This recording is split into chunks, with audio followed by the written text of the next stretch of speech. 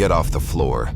You are dirtying our showroom," the salesman snapped as the black man stepped onto the marble tiles. The receptionist curled her lip at his sneakers. The security guard tightened his grip on the radio without reason. Every glance was a weapon, every whisper a verdict. In this palace of polished metal and cold privilege, he was not a guest, but a stain to be scrubbed away.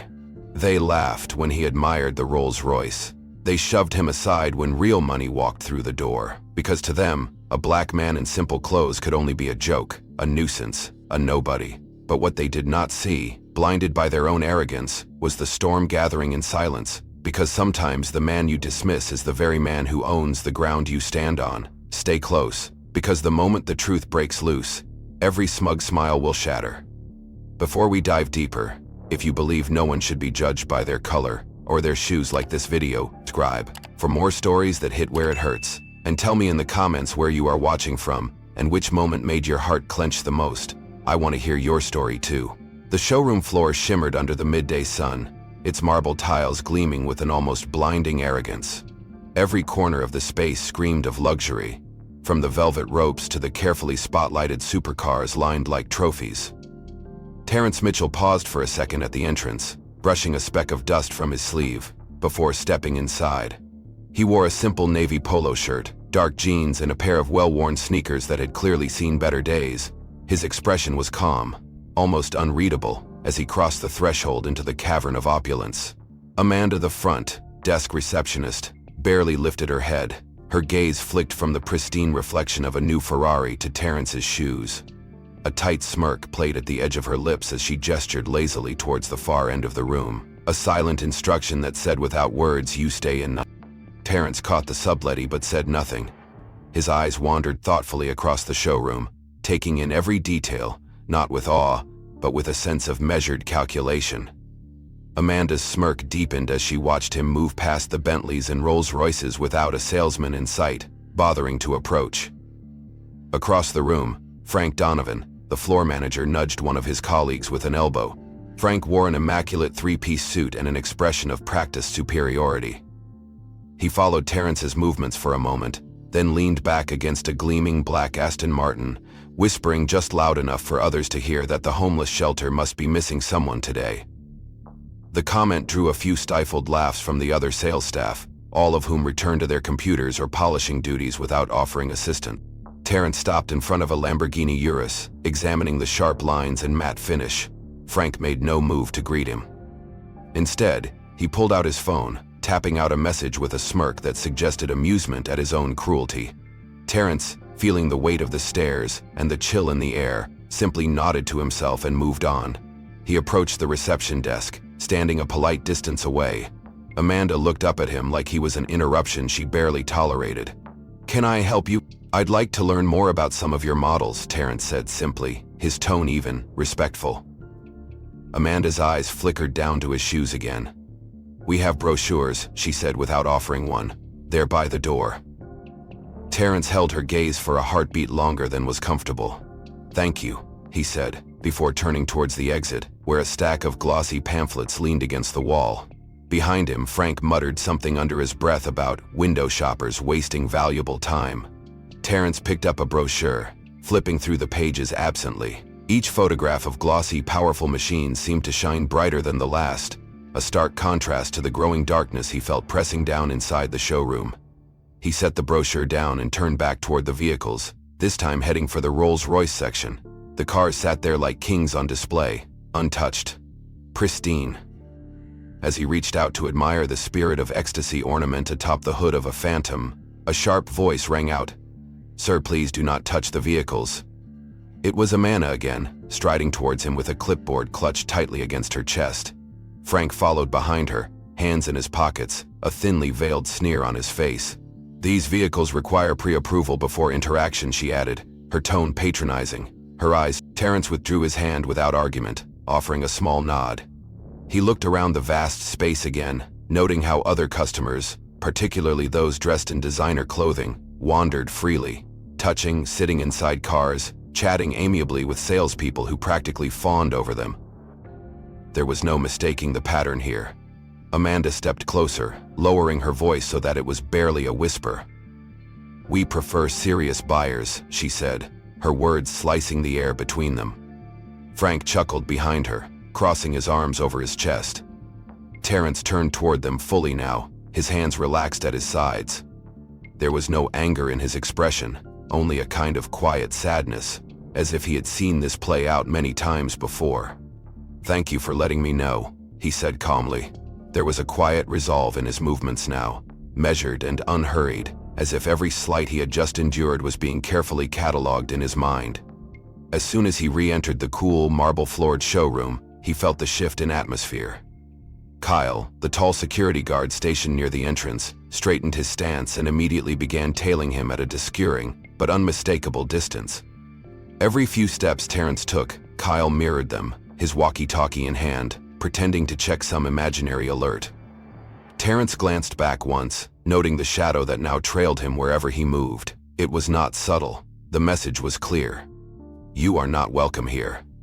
Yet Terrence pressed on, his gaze settling on the Bentley flying spur showcased on a raised dais in the center of the showroom.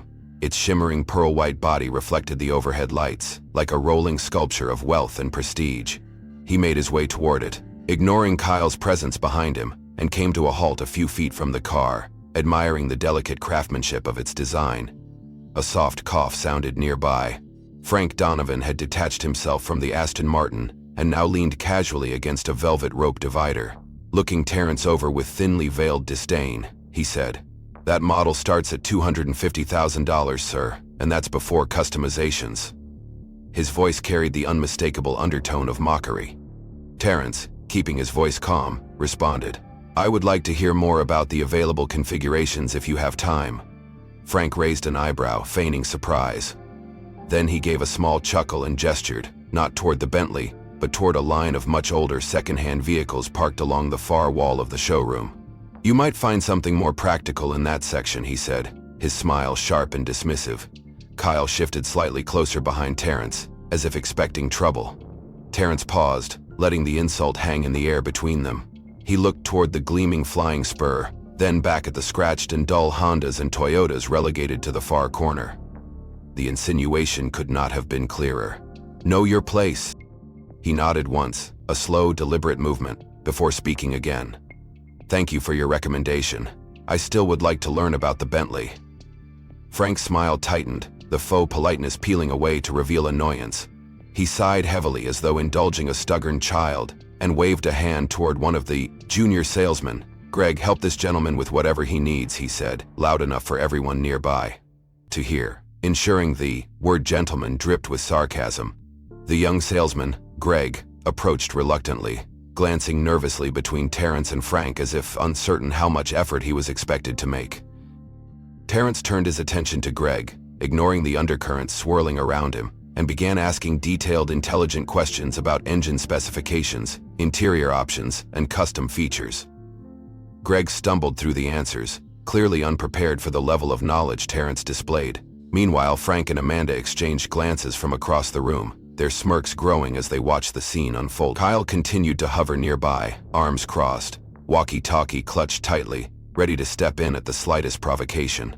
Every move Terrence made was under surveillance. Every question he asked seemed to deepen the unspoken consensus among the staff that he did not belong. Greg, sweating slightly, tried to maintain professionalism, but the discomfort in his body language betrayed him. After a few minutes, Terrence thanked Greg for his time and began walking slowly back toward the main entrance. As he moved, Frank's voice floated through the air once again, louder this time, meant to entertain his colleagues who lounged near the service. "Some people just love to waste time dreaming, don't they?" Laughter rippled across the room, short and mean. Terrence did not react. He walked past the Ferraris, the McLarens, the Aston Martins, the Bentleys, each one gleaming and glistening under the precise lighting, each one guarded fiercely not by locks and alarms, but by the razor-thin prejudices of the staff. Kyle followed him all the way to the doors, his presence like a silent escort pushing Terrence out without needing to lay a hand on him. The SUV was a study in opulence, every line smooth and commanding, its presence undeniable. Terrence paused before it, admiring the craftsmanship, the understated yet unmistakable signal of generational wealth embodied in metal and leather. As he leaned in slightly, inspecting the diamond-stitched seats through the tinted window, a sharp click of heels rang out across the polished floor. Amanda approached with swift, purposeful strides, her expression twisting into a sneer that she made no effort to hide. Without preamble, she turned toward a young janitor standing nearby and snapped, "Get someone to wipe down the seat after this. We can't have stains on the leather." Her voice was loud enough to carry across half the showroom. Heads turned, and conversations faltered. Terrence remained motionless, only the tightening of his jaw betraying the flash of anger that he immediately buried deep. Amanda didn't wait for a response. She spun on her heel and stalked away, leaving a trail of soft chuckles and murmured remarks in her wake. The janitor, looking mortified, scurried over with a rag and cleaner in hand, casting apologetic glances at Terrence without daring to meet his eyes directly. A beat later, the heavy glass entrance doors swung open, and a young white man in designer sneakers and a crisp button-down shirt strolled inside. His hair was styled to perfection, and he carried himself with the easy arrogance of someone used to being catered to. Frank spotted him instantly and lit up like a Christmas tree. He crossed the room in seconds, his voice booming with false warmth. "Welcome to Paradise Motors, sir. May I interest you in a test drive today?" The newcomer laughed casually and clapped Frank on the shoulder. "Absolutely, man. Let's take something fun out for a spin." Frank nodded eagerly and waved for Amanda to bring the keys. Within moments, they were leading the new arrival toward a bright orange McLaren, bypassing protocols, waiving formalities, offering every courtesy denied to Terrence only minutes earlier. Terrence, standing still near the Cullinan, watched the scene unfold with... The difference in treatment was not just about appearance. It was about assumption, about judgment, about unspoken rules that determined who was seen and who was invisible. He stepped forward, intending to request a test drive himself, but Amanda intercepted him before he could reach the reception desk. "I'm sorry, sir," she said in a tone syrupy enough to cause nausea. "All our test drive slots are fully booked today." Her eyes gleamed with poorly disguised satisfaction. Terrence nodded, absorbing the lie without comment. Behind Amanda, through the panoramic glass, he could see Frank and the newcomer, already revving the McLaren, laughing as they prepared to pull out onto the street. A flash of sunlight caught onto the windshield as the car peeled away with a roar, leaving only the stench of burnt rubber and hypocrisy hanging in the air. Inside, the showroom settled back into its unnatural rhythm. The staff resumed their duties, stealing occasional glances at Terrence, some amused, some indifferent. Terrence stood very still in the center of the polished floor, a solitary figure surrounded by millions of dollars worth of machinery, yet treated with less respect than a set of old tires. Slowly, deliberately, he turned and made his way back toward the Bentleys. Terrence moved silently through the echoing expanse of the showroom, each step measured, each breath controlled, the polished floor gleaming like a frozen river beneath his feet. The laughter and engines from outside had faded into a dull hum, leaving behind only the sterile, cold scent of leather and polish. He returned to the main corridor where Bentleys, Ferraris, and McLarens basked in the spotlight. But it did not take long for Frank Donovan to reappear, his footsteps brisk and his expression dripping with performative courtesy. Frank clapped his hands once sharply as if summoning the attention of a misbehaving child, and said in a voice loud enough for the surrounding staff to hear, "Let me show you something more fitting for your needs, sir." His grin was wide, but it carried the sharpness of broken glass. Without waiting for a response, he turned on his heel and beckoned Terrence to follow him toward a shadowed corner of the showroom that Terrence had barely noticed before. Here, under dimmer lights and away from the main displays, sat a small cluster of vehicles that stood in stark contrast to the perfection displayed elsewhere. Dented hoods, worn leather seats, faded paint jobs, each car bore the marks of time and neglect. Frank gestured broadly toward a battered 2012 BMW with peeling paint and a cracked side mirror. "This one is a real steal," he said cheerfully.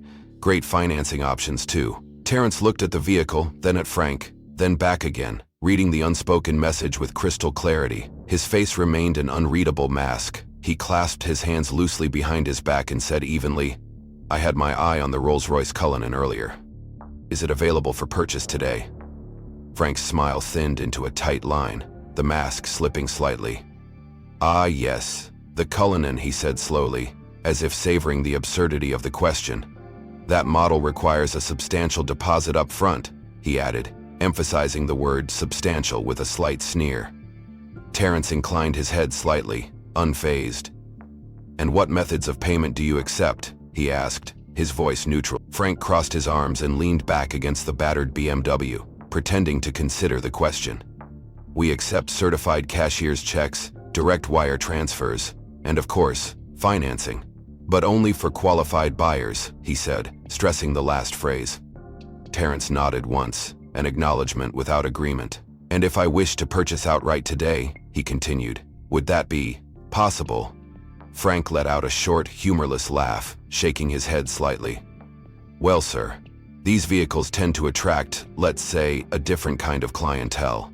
Buyers who are established."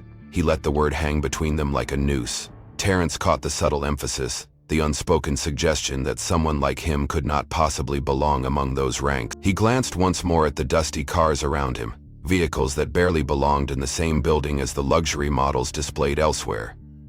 The insult was not just about the cars. It was about value, about worth, about who was seen as deserving and who was not. Frank continued speaking, but his words were little more than background noise now, a low buzzing that Terrence filtered out with precision. Instead, he let his eyes wander across the showroom once more, noting every shiny surface, every immaculate tire, every glint of chrome and steel. Each car was a symbol, a statement, a wall erected to keep certain people out while letting others glide in effortlessly. He turned back to Frank, catching the smug tilt of the man's head, the self-satisfaction etched into every line of his posture. 5. "I appreciate the information," Terrence said finally, his tone polite, clipped. Frank gave a small bow, mock gallant, before stepping aside with an exaggerated flourish, as if dismissing him. He walked slowly, deliberately, his steps echoing faintly against the vastness, his posture unchanged despite the cumulative sting of every slight he had absorbed since entering. Behind the curved reception desk, Amanda spotted him immediately. Her expression hardened, the tight smile she wore earlier now replaced with open irritation. She closed a folder with an audible snap and pushed herself up from her chair, smoothing down the already flawless lines of her pencil skirt.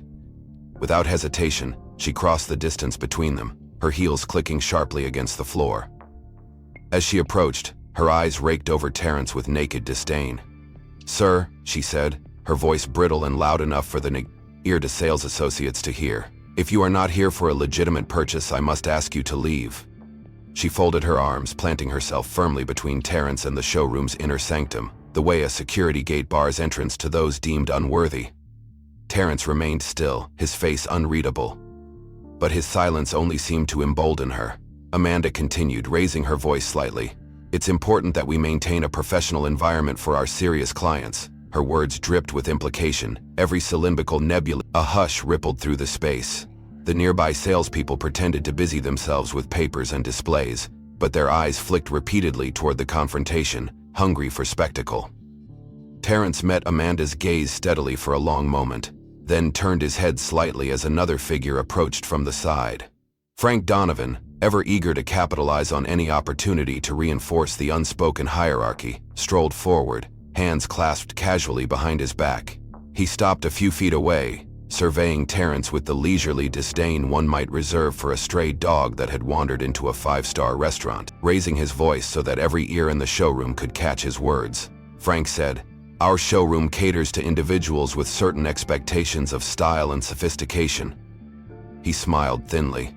"I'm sure you understand." A murmur ran through the gathered staff and customers, a ripple of collective complicity. Terrence stood there in the middle of it all, surrounded by gleaming steel and glass and polished indifference, a solitary figure framed against a backdrop of curated exclusivity.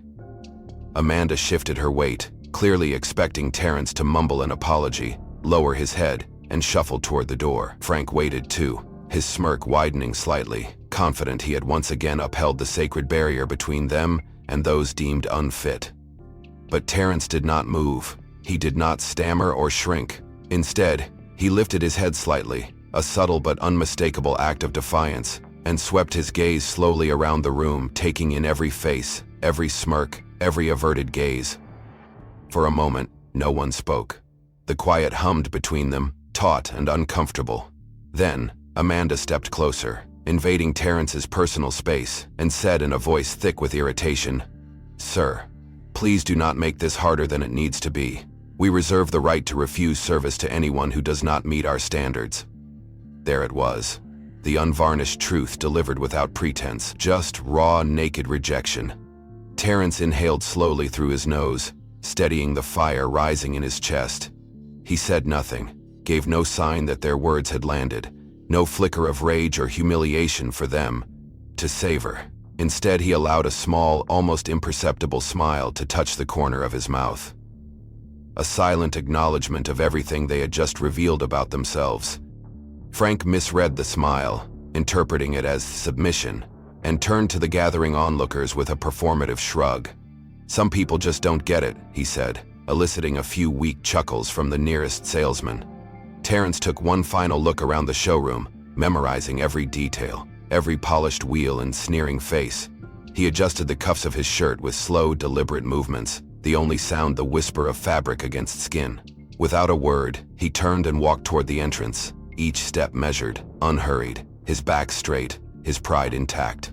He moved along the edge of the grand space, staying clear of the main paths where the polished and the privileged floated easily between million-dollar machines. The marble under his shoes gleamed with false promises, as if even the floor itself conspired to reflect only certain kinds of success. As he crossed near the display of Bentleys, a commotion stirred near the front doors. Heads turned, voices softened into reverent tones, and the Bronton, a man in an impeccably tailored suit, stepped inside, accompanied by the kind of easy, unconscious arrogance that money often breeds. He wore a gold watch that caught the light, and a grin that suggested he had never heard the word no in his life. Frank Donovan, ever attuned to the scent of high commissions, sprang into action. His eyes barely registered Terrence standing near. With a swift movement that brooked no apology, Frank placed a firm hand against Terrence's shoulder and physically nudged him aside, clearing a path between the Cullinan and the McLarens. "Excuse us, sir," Frank said in a voice dipped in syrup but edged with steel. "This gentleman has an appointment." The pressure behind the shove was slight but undeniable, a clear command masked in the flimsiest veil of professionalism. Terrence shifted his footing to avoid stumbling, absorbing the insult with the same stillness that had carried him through each slight before. He turned his head slightly, watching as Frank practically groveled before the new arrival, gesturing expansively toward the showroom's crown jewels. "Welcome to Paradise Motors, sir," Frank said, his voice rich with oily enthusiasm. "You're going to love our exclusive selection." As Frank led the man deeper into the showroom, Amanda sidled up to the nearest group of sales associates clustered near the coffee bar. She leaned in, cupping her hand theatrically to hide her words, even though her voice carried clearly enough for anyone paying attention. "Bet he can't even pay rent," she said, nodding subtly toward Terrence. Her companion snickered, the kind of mean, small laughter that thrives in places where appearances are currency. Terrence caught the comment as she intended but gave no outward sign. He simply watched, a quiet observer, as the currents of disdain flowed around him, drowning everything in pettiness and arrogance. Frank and the new VIP disappeared toward the private lounge, a velvet rope section reserved for preferred clients, leaving the rest of the staff to resume their languid disdain. Terrence stood alone once more, a stone in the river, untouched but not unmoved. Around him, the gleaming showroom seemed colder than before, its polished surfaces reflecting a truth far uglier than any dented fender or scratched hood ever could. He walked slowly toward the far wall, where promotional posters lined the space above the vehicles. Oversized images of smiling families, glamorous couples, powerful executives, all curated visions of who deserved to sit behind the wheels of these dream machines. His reflection stared back at him from the glossy surfaces, a study in quiet defiance against a backdrop of exclusion. He adjusted his watch, a simple worn piece passed down from his father, a reminder of battles fought and dignity maintained against harder odds than this. Somewhere across the room, Amanda laughed again, the sound sharp and brittle against the marble and chrome. Terrence turned away from the laughter, his mind already moving beyond this place, beyond this moment, toward something larger, inevitable, final. Every insult carved into him today would find its reckoning, and when it did, it would come not with shouting or violence, but with a quiet, unstoppable certainty that no polished floor or velvet rope could withstand. He pulled his phone from his pocket with slow precision, his fingers moving deftly across the screen. His expression remained neutral, almost serene as he placed the call, lifting the phone to his ear and turning slightly to glance back at the gleaming facade of Paradise Motors. A deep, authoritative tone greeted him, laced with the kind of instant respect that only came from long history and undeniable power. Terrence spoke in low, even words. "I need you to meet me at the Bentley showroom. Bring the team." There was no need for further explanation. The man on the other end responded with a crisp affirmation and ended the call.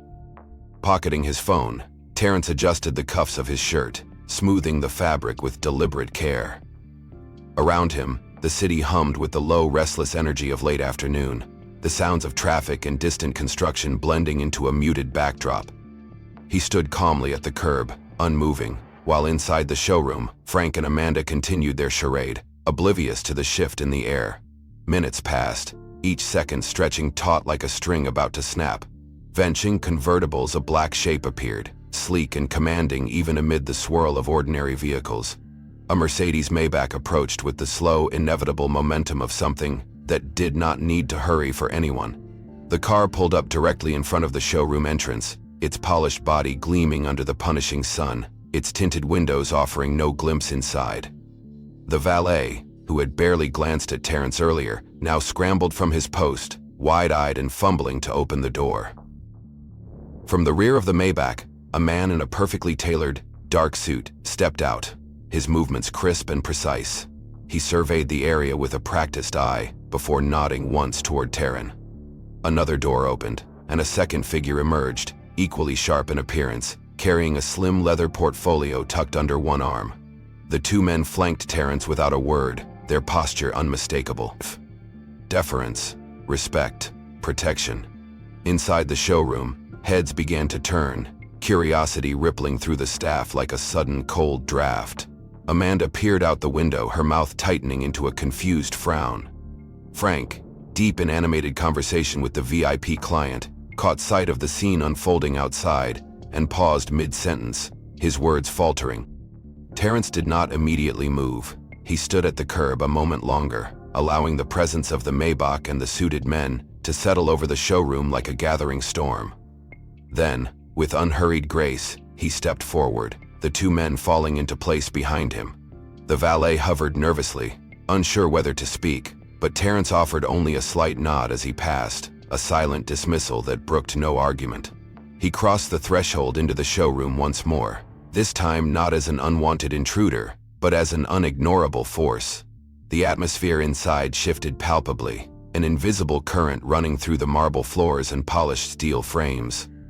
Conversations stuttered to a halt, phones lowered mid-squat, coffee cups forgotten halfway to. Frank recovered first, pasting a brittle smile onto his face as he strode toward Terrence with the false bravado of a man who senses danger but does not yet comprehend its magnitude. "Welcome back, sir," Frank said, forcing cheer into his voice. "How can we assist you today?" Terrence regarded him with a look that stripped away the thin armor of arrogance in an instant. "I'm expecting a few more guests," he said simply, his voice carrying easily across the stunned silence of the showroom. Frank blinked, struggling to recalibrate, but before he could respond, another sleek black SUV pulled up behind the Maybach outside. A second team of suited individuals exited swiftly, moving with the efficiency of people accustomed to closing multi-million-dollar deals without wasted motion. Amanda exchanged frantic glances with her colleagues, the growing sense of wrongness gnawing at the edges of her professional composure. She took an uncertain step forward, her clipboard clutched tightly against her chest, but faltered under the weight of Terrence's gaze. Terrence moved deeper into the showroom now, his two original escorts shadowing his steps, the second team remaining outside, but visible through the wide glass windows. Outside, the sleek SUVs idled quietly, a silent testimony to the magnitude of what was unfolding. The customers who had once laughed and gawked now stood back, instinctively sensing a seismic shift they did not understand but could not ignore. Terrence let the silence stretch just long enough to make every heartbeat in the room painfully loud. Then, with slow, deliberate movements, he reached into his jacket and withdrew a slim black leather wallet. From it, he pulled a gold-embossed card and handed it to his nearest escort, who stepped forward and presented it to Frank with a gloved hand. Frank took the card gingerly as if it might explode and read the bold lettering. His face drained of color, His mouth opened and closed, searching for words that refused to come. Terrence Mitchell, CEO, Mitchell Holdings. The realization hit Frank like a physical blow. He stumbled back half a step, his mind racing, trying to reconcile the man he had mocked and belittled with the name that now blazed on the card in his trembling hand. Amanda gasped audibly from her post, her clipboard slipping through the thick air. Terrence gave them no time to recover. He spoke even, his voice even, resonant, cutting through the showroom like a blade. For those of you unfamiliar with Mitchell Holdings, allow me to clarify. We own this building, we own this land, and we own the surrounding properties within a 5-mile radius. A collective gasp rippled through the room. Employees exchanged panicked glances, customers murmured in confusion. Frank's face had gone an unhealthy shade of gray, and Amanda looked as though she might faint. Terrence continued, unbothered by their growing horror.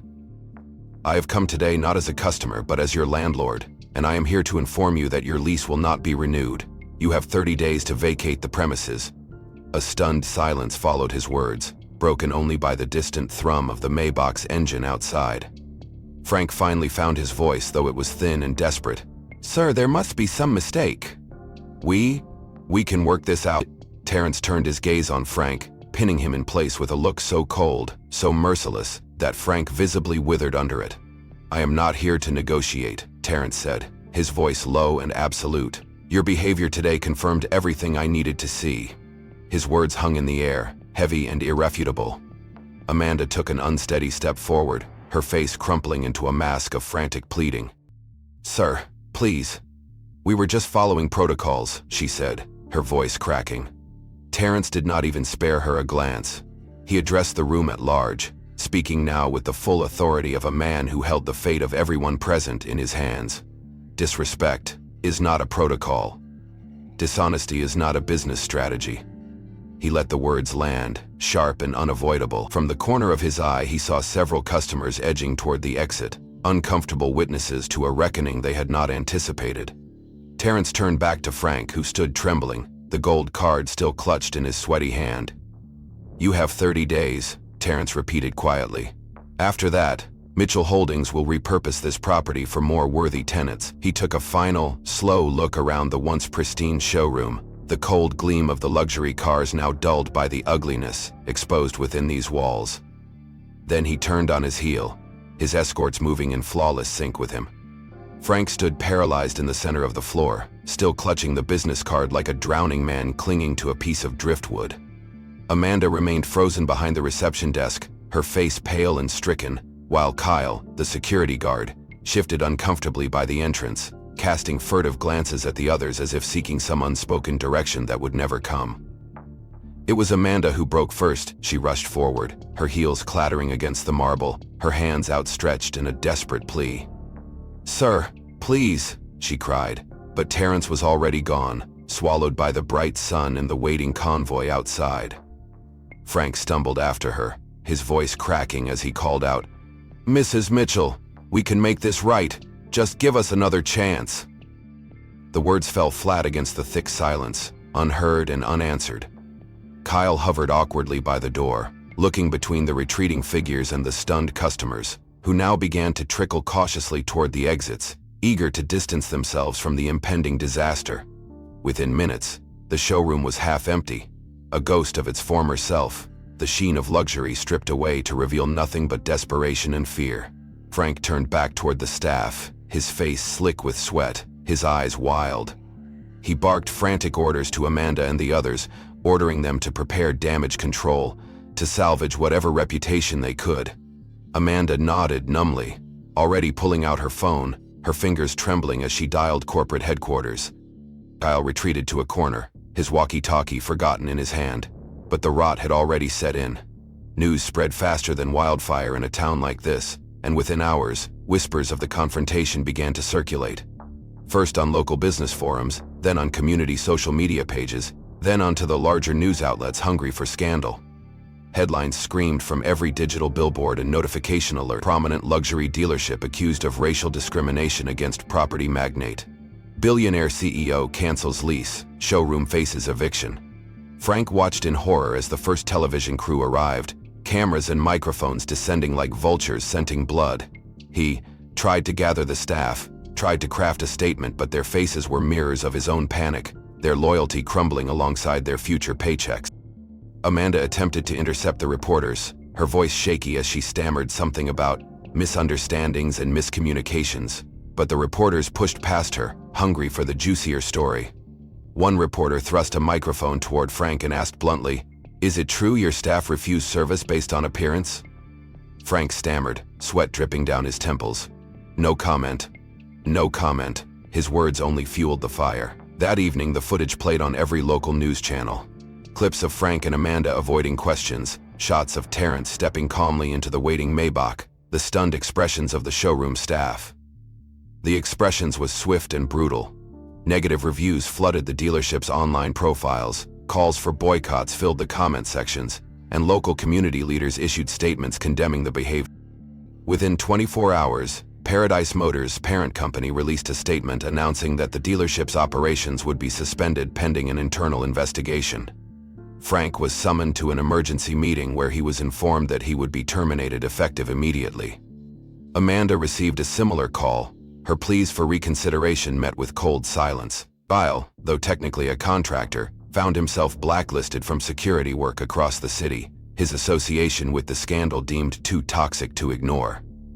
As the sun set behind the gleaming towers of the city, the once proud showroom stood empty and dark, its glass doors locked, its lights extinguished, the luxury cars hastily removed under cover of night. The days turned into weeks, and the wreckage left behind by the collapse of Paradise Motors began to settle into the quiet permanence of memory. The once bustling showroom, stripped of its gleaming cars and spotless reputation, stood abandoned, a hollow shell of ambition undone by its own arrogance. Frank Donovan found himself adrift in the unfamiliar landscape of unemployment, his name blacklisted across the luxury automotive industry, his carefully crafted network of contacts shrinking away like mist under a rising sun. Each morning he rose later and later, the weight of purposelessness settling into his bones, until one afternoon, standing in line at a community center, looking for job counseling, he overheard a conversation that would plant a seed. A woman, her voice low but determined, spoke about a training program focused on diversity, inclusion, and reconciliation, designed specifically for those who had made mistakes but were willing to rebuild themselves. Frank shifted uncomfortably at first, the old reflexes of pride and denial rising up, but something heavier, something deeper, kept him rooted to the spot. That night he sat at his kitchen table, the silence around him as loud as a siren, and filled out the application. When the acceptance email arrived, he stared at it for a long time before finally allowing a small, exhausted breath to escape his chest. The program was grueling in its honesty, confronting him with every assumption he had once allowed to fester unchecked, every slight he had delivered with a careless smile. There were days he thought about quitting, about retreating back into the familiar numbness of blame and self-pity. But each time he stayed, driven by the flickering belief that he could still be more than the sum of his failures. Months later, Frank stood before a group of teenagers at a local community center, speaking openly about his past, his mistakes, and the slow, painful road to redemption. "I used to think success made me better than other people," he said, his voice steady.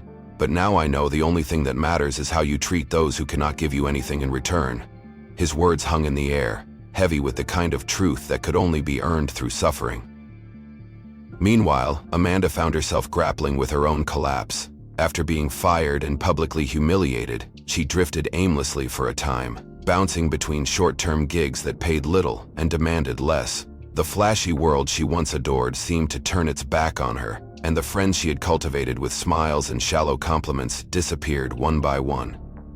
It was during a long walk through the quieter parts of the city, past rows of small, family-owned shops, that an idea took root in her mind. She would build something new, something real, something that did not measure people by the shine of their shoes or the price tags on their clothes. Scraping together her meager savings and securing a small business loan with the help of a local nonprofit, Amanda opened a modest clothing store on the edge of the downtown district. She named it Second Chance Boutique, a deliberate reminder both to herself and to anyone who walked through the door. There were no velvet ropes here, no sneering glances or whispered judgments, Customers of every background and appearance were greeted with genuine warmth and treated with respect. Amanda trained her small staff personally, drilling into them the lessons she had learned at terrible cost. Judge no one. Welcome everyone. See the person, not the package. The store grew slowly, fueled not by grand marketing campaigns, but by word of mouth, by the simple power of kindness, rediscovered. Some days, when the light hit the window just right, and the racks of clothes shimmered invitingly inside, Amanda would stand by the door and remember how easy it had been to look down on others, how blind she had been to the harm she caused. And she would whisper to herself, never again. Kyle, the former security guard, also found a different path. After months of struggling to find work, he enrolled in courses to become a youth mentor, determined to guide others away from the mistakes he had made in blind obedience. In their own ways, each of them carried the scars of that day, invisible but undeniable. They bore them not as shame, but as reminders, as markers of the price of ignorance and the possibility of change. Somewhere across town, Terrence Mitchell continued his work, investing quietly in community centers, scholarships, and mentorship programs designed to lift others without fanfare or expectation. He did not need to revisit Paradise Motors. Its lesson had already been carved into the fabric of the city, a lasting monument not to vengeance, but to the quiet, implacable force of justice when it walks in worn sneakers and speaks with dignity. The end. If this story stirred something in you, if you felt the weight of every glance, every silence, every moment that demanded dignity, take a second to like this video and subscribe to the channel. It helps us keep bringing real stories to light. Also, I would love to hear from you. Which part of the story hit you the hardest? And where in the world are you watching from? Drop your thoughts in the comments. I read every single one.